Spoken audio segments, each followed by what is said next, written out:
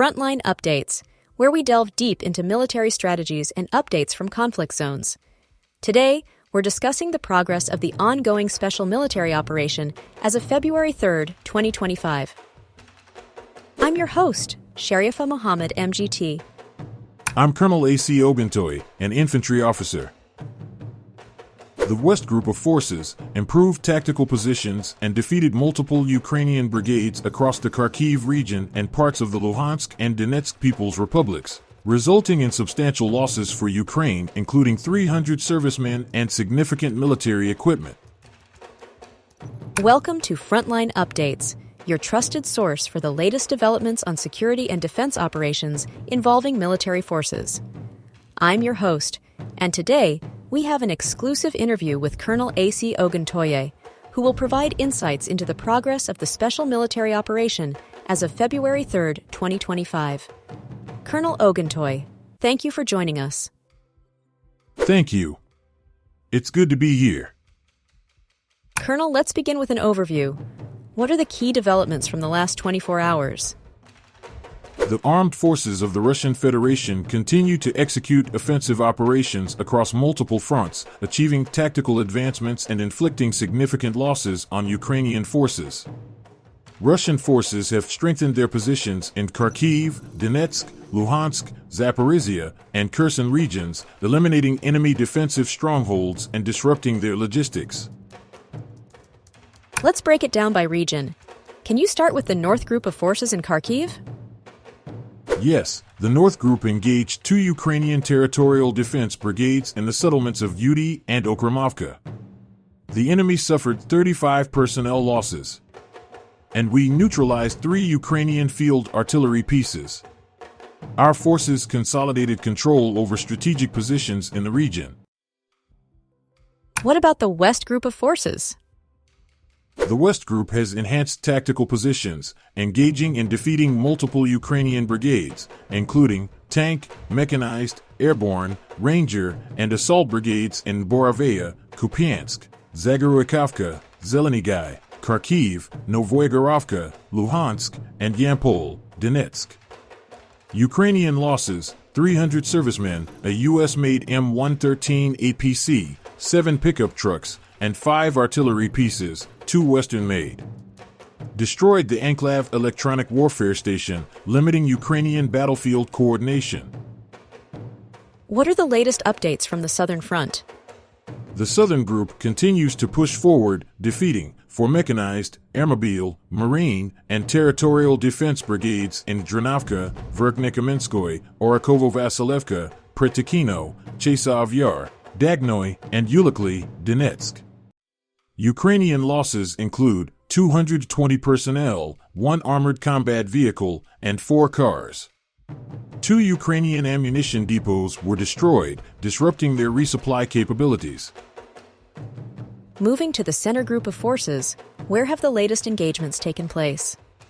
The Center Group remains actively engaged in offensive operations across Donetsk, engaged 6 mechanized, motorized infantry, and ranger brigades, a Marine brigade, 2 National Guard brigades, and the Lyat Assault Brigade in Dzerzhinsk, Lysovka, Kedlino, Dmitrov, Uspanovka, Yasinovoy, and Andriivka. Ukrainian losses include 520 servicemen, 5 armored combat vehicles, including a Swedish-made Viking APC, 3 cars, and 2 artillery pieces. That's a substantial number of enemy losses. How about the East Group of Forces? The East Group has successfully advanced into Ukrainian defenses, securing victories in Razdolnoy, Berlitskoy, Novosayolka, Vesyol, Novopol, and Dnieproenergia, Donetsk. Ukrainian losses: 150 personnel, 3 combat armored vehicles, and 4 field artillery pieces, including a French-made 155mm Caesar self-propelled artillery unit. Destroyed an enemy electronic warfare station, reducing Ukrainian coordination capabilities. And finally, what's the latest update from the DNEPR Group of Forces? The Dnieper Group inflicted significant damage to Ukrainian defenses in Zaporizhia and Kherson. engaged mechanized, infantry, and coastal defense brigades in Maly Sherbeki, Zaporizhia, Dniprovskoye, and Otrado-Kamenka, Kherson. Ukrainian losses: 70 personnel, 8 vehicles, and 2 artillery pieces. An ammunition depot was destroyed, limiting Ukrainian resupply options. Let's talk about air operations and strategic strikes. What role did Russian aviation and missile forces play? Our fighter aircraft successfully shot down a Ukrainian Su-27. Air defense systems intercepted 4 French-made Hammer-guided bombs, 7 U.S.-made HIMARS rockets, 199 enemy drones, including 124 outside the conflict zone. Operational tactical aviation, UAVs, and missile troops conducted precision strikes on an energy facility supporting Ukrainian military operations, as well as airfield infrastructure, production facilities, and drone launch sites. 146 Ukrainian targets were hit, further weakening their battlefield capabilities. There have been reports of engagements in the Kursk region. Can you provide an update?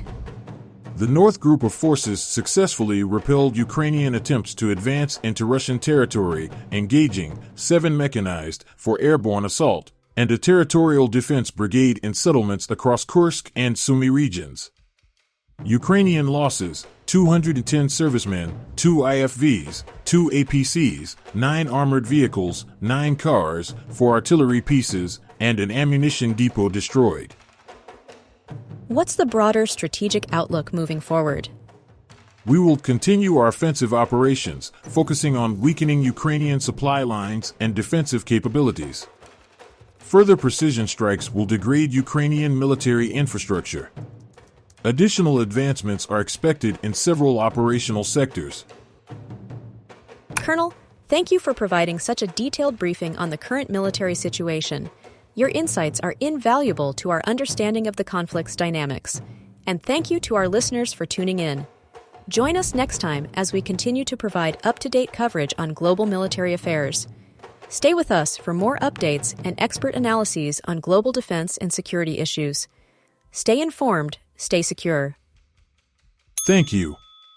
Recent developments in African conflict highlight tensions and ongoing violence, particularly in the DR Congo, where South Africa and Rwanda are currently engaged in a dispute regarding their roles in the DR Congo war, with Rwanda asserting South Africa is not fit to act as a mediator.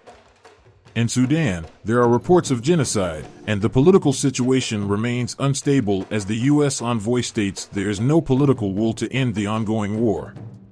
Additionally, the humanitarian crisis continues to worsen in eastern Congo, where hospitals are overwhelmed with casualties due to recent conflicts. NATO offers guns, but no medicine.